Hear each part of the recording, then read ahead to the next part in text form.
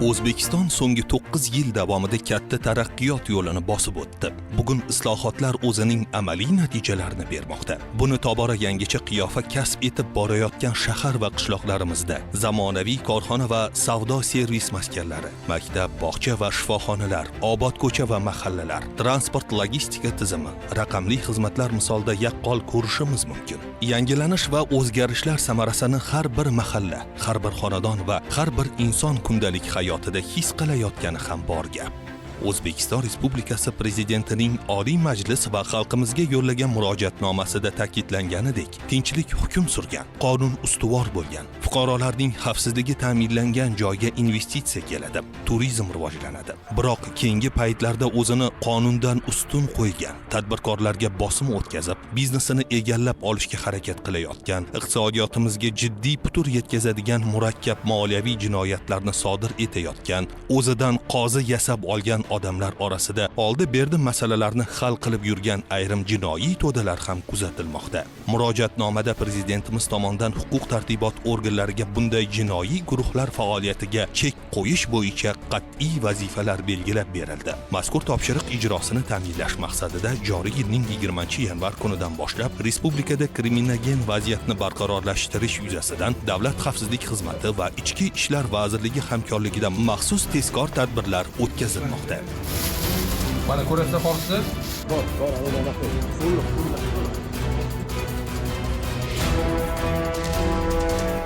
Shu kunga qadar uyushgan jinoyatchilikka qarshi kurashish va giyohvand moddalar hamda kuchli ta'sir qiluvchi dori vositalarining noqonuniy aylanmasiga chek qo'yish bo'yicha 2600 dan ortiq maxsus tezkor qidiruv tadbirlari o'tkazildi. Hamkorlikda o'tkazilgan tezkor tadbirlar davomida jami 18 ta uyushgan jinoiy guruhning noqonuniy faoliyati bartaraf etildi. 51 ta guruh tomonidan sodir etilgan jinoyatlar aniqlanib, ularga qonuniy choralar ko'rildi. Amakim o'g'li bachalar bilan shu tortishgan ekan. Tortishayotgan payti ustiga shu kelib qoldim, shu janjal ustiga. Ajratishga harakat qildim, agar o'g'ri bo'lib ketdi, qilganimdan shu pushaymonman. Said Ahmad bilan oramizdagi oldi-berdi masalasida nizo kelib chiqqan sabab jizzakilik qilib qo'l ko'tarib qo'ydim. Shunga urib tan jarohati yetkazdim. Qilgan ishimdan pushaymonman, bu hol boshqa takrorlanmadi. O'zimga notanish bo'lgan shaxs bilan ko'tarib janjallashib qoldim. Qattiq pushaymondaman. Isroqat bo'g'ay ballab oilalar bilan aylangan bo'lib, bitta balani urib telefonlab qo'ydik. Ota-onamdan hammasidan kechirim so'rayman. Bu ishni qilmanglar, panjara o'rtayib turish yaxshi emas. Qilgan ishimdan qattiq pushaymondaman. Iloji bo'lsa kechirishlarini xohlayman. Eng achinarlisi, bilagida kuchi bor ayrim sportchilar ham beli og'rimay pul topaman degan ilinjda bunday jinoyat to'dalariga qo'shilib qolmoqda.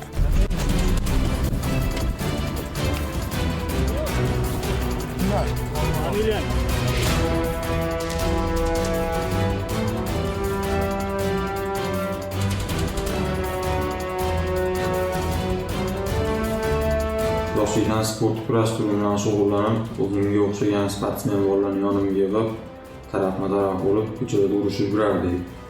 Yonimda mumkin bo'lmagan narkotik moddasini olib yurgan paytim ushlandim. Qilgan ishimdan chin yurakdan pushaymonman. Yoshligimdan sportning taekvondo turi bilan shug'ullanib kelaman. Men o'zimni atrofimda 5-6 nafar sportsmen bolalarni yig'ib, bezorilik jinoyat sodir etganman. Qilgan ishimdan chin ko'ngildan pushaymonman. Bo'lgan janjalga aralashib qo'yganman. Shu janjalda to'liq ishtirok etdim. Bu janjalda oyog'imni shikast yedim va men afv etishlarini so'rayman.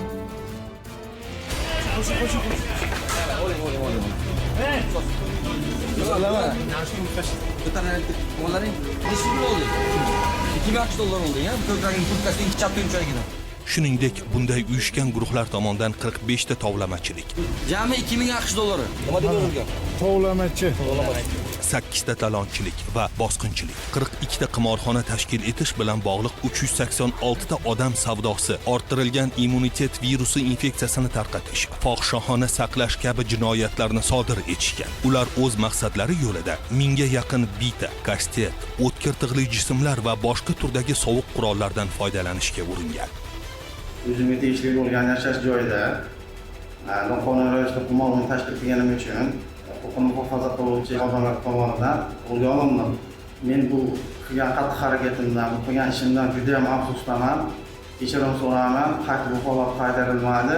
Hech kim o'rnidan qimirlamasa, uyga xonadonimda qimorxona tashkil etgan vaqtimda qo'lga olindim. Bu qilgan ishimdan chin ko'ngildan pushaymonman.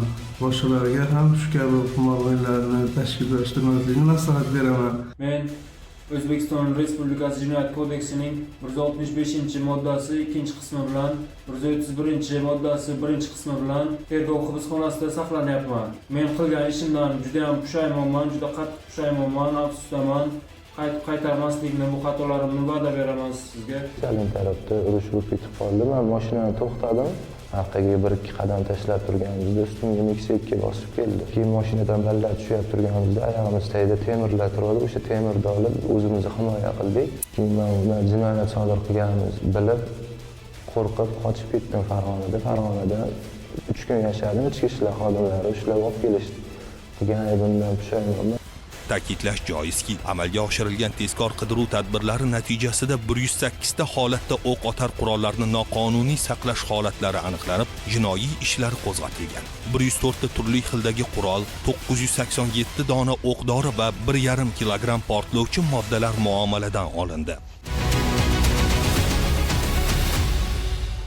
Shiddat bilan o'zgarayotgan dunyoda giyohvandlik xavfi aholi genofondi uchun eng katta tahdidga aylanib bormoqda.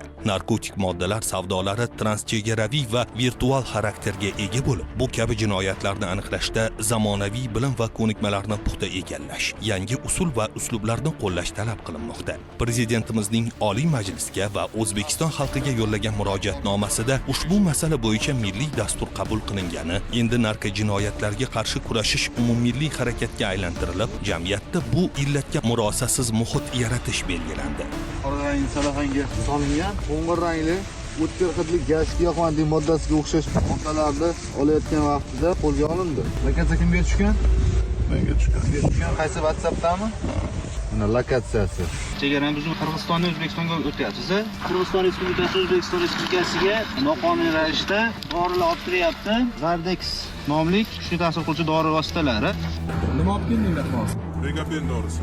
Necha pulga sotmoqchi eding? 1, 2, 3, 4 ko'rasizlar.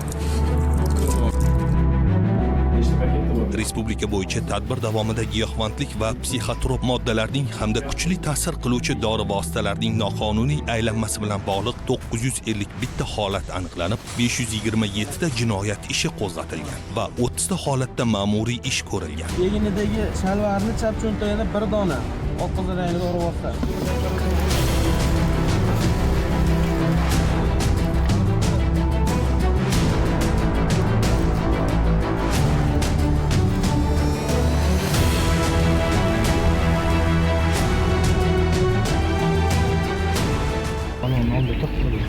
Nima turibdi bizda?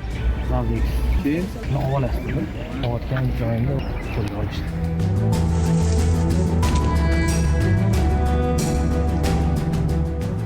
Qonunga xilofligini bilardim. Uyimda saqlab kelganim uchun hozirda qilmishimga javob beryapman. Bo'lmagan narsalarga umuman odamni psixologiyasiga juda ham qattiq ta'sir qilib, odamni umuman olib chiqib ketayotgan boshqa joyga. Mana hozir tushunib yetdim, shu narsani u kerak yo'q ekan. Chunki o'zim ham farzandim bor, mana qilgan ishimdan pushaymonman. Shu xonadonimizda psixotrop modda 1200 dona regapen aniqlandi. Agar bu psixotrop moddalar tarqatib yuborganda ko'p yoshlar zaharlanadi. Pushaymonman qilmishimdan juda ham. Oxiri shu yerga kelmadiki, tavsiya berayman hech kimga bu narsani sotishdi, ushlashdi, saqlashdi, tarqatishdi.